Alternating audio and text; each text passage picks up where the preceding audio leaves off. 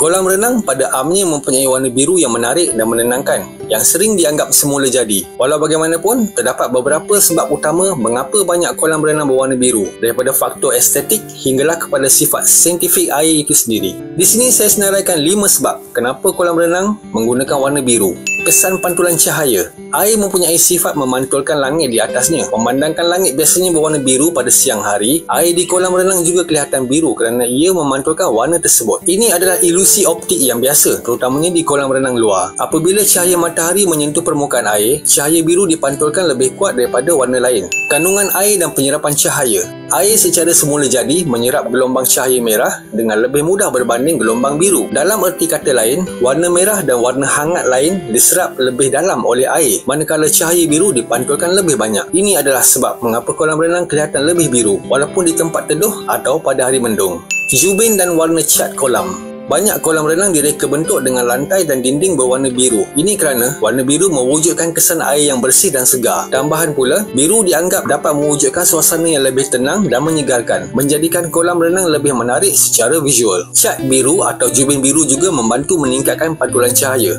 Hubungan psikologi warna biru. Secara psikologi, warna biru sering dikaitkan dengan ketenangan, kedamaian dan kebersihan. Oleh itu, biru sering dipilih oleh pemilik dan mereka kolam renang untuk mewujudkan suasana yang menenangkan dan menyenangkan. Penggunaan warna biru juga mencerminkan keinginan untuk menjadikan kawasan kolam renang terasa sejuk dan menyegarkan, terutamanya di iklim panas. Penggunaan bahan kimia dalam air kolam. Kebanyakan kolam renang menggunakan bahan kimia seperti klorin untuk memastikan air jernih dan bebas daripada bakteria. Klorin tidak secara langsung menjadikan air berwarna biru, tetapi gabungan bahan kimia dan pantulan cahaya boleh menjadikan air kelihatan lebih biru, terutamanya di kolam renang yang bersih dan terjaga dengan baik. Jadi, kolam renang biru disebabkan oleh gabungan faktor termasuk sifat optik air, pilihan reka bentuk dan kesan pencahayaan. Biru merupakan pilihan warna yang sangat popular kerana ia membangkitkan kesan air yang bersih, segar dan menenangkan, baik dari segi estetik maupun psikologi.